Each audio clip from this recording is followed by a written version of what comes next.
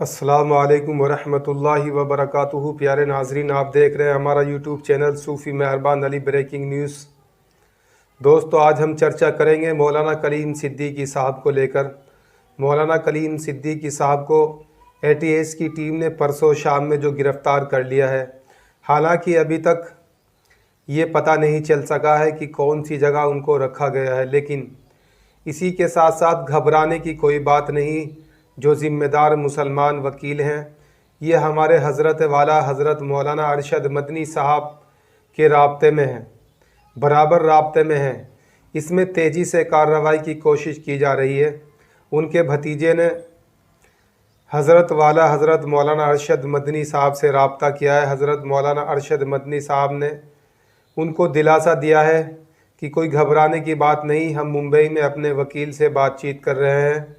इंशाअल्लाह बहुत जल्द ही कोई रास्ता निकलेगा और वो हमारे बीच में लौटेंगे इंशाअल्लाह।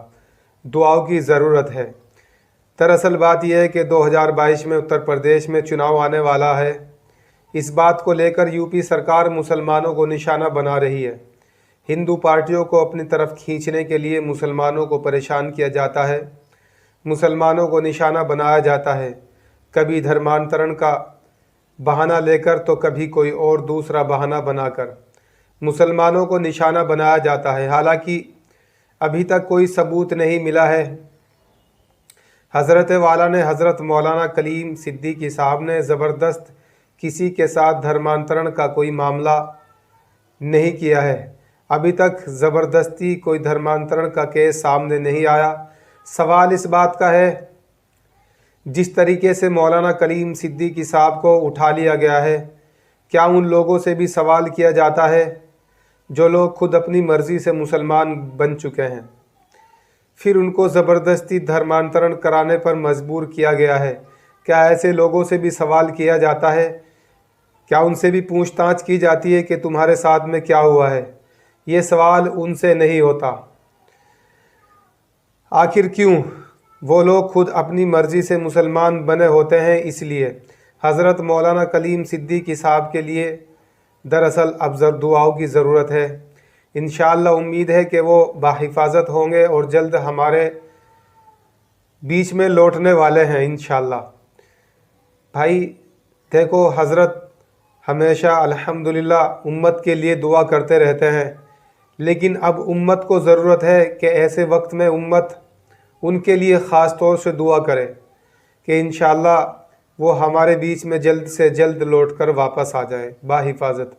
इंशाअल्लाह जहाँ पर भी है वो बाहिफाजत है। हज़रत मौलाना अरशद मदनी रहमत साहब ने दिलासा दिया है, उनसे भतीजे से उनके बात हुई है। उन्होंने कहा है कि इंशाअल्लाह घबराने की कोई ज़रूरत नहीं। हमारे जो बड़े वकील हैं मुंबई में, हम उनसे राब्ते में हैं, बराबर उनसे राब्ता चल रहा है इंशाअल्लाह। उन्होंने कहा है कि इंशाअल्लाह बहुत जल्द कोई रास्ता निकलने वाला है, तो इंशाअल्लाह वो जल्द हमारे बीच में लौटेंगे इंशाअल्लाह। अब चलते हैं दूसरी बड़ी खबर की तरफ। वाशिंगटन में पहुंचे पीएम मोदी। एयरपोर्ट पर होटल तक जोरदार स्वागत। बारिश में भी खड़े रहे लोग। प्रधानमंत्री नरेंद्र मोदी गुरुवार को अपने 3 दिवसीय अमेरिकी दौरे के लिए वाशिंगटन पहुंच गए हैं। वाशिंगटन में पीएम मोदी का जोरदार स्वागत देखने को मिला है। एयरपोर्ट पर पीएम मोदी के स्वागत के लिए अमेरिकी विदेश मंत्रालय के कई आधिकारिक पहुंचे हुए थे। वहीं भारत के अमेरिकी राजदूत तरणजीत सिंह संधू भी हवाई अड्डे पर मौजूद थे। पीएम मोदी के आने की खुशी में हवाई अड्डे पर 100 से ज़्यादा भारतीय समुदाय के लोग भी पहुंचे हुए थे। अपने इस दौरे पर पीएम मोदी संयुक्त राष्ट्र महासभा को संबोधित करेंगे और क्वाड देशों के नेताओं संग बैठक करेंगे। इसके अलावा पीएम मोदी व्हाइट हाउस में अमेरिकी राष्ट्रपति जो बाइडेन के साथ द्विपक्षीय वार्ता भी करेंगे। दोस्तों, अब हम चलते हैं, जाने की इजाज़त दीजिए। ख़बर कैसी लगी कमेंट में बता देना। ख़बर को, वीडियो को ज़्यादा से ज़्यादा शेयर करना, लाइक करना, चैनल को सब्सक्राइब करना। अस्सलामु अलैकुम वरहमतुल्लाहि वबरकातुहू।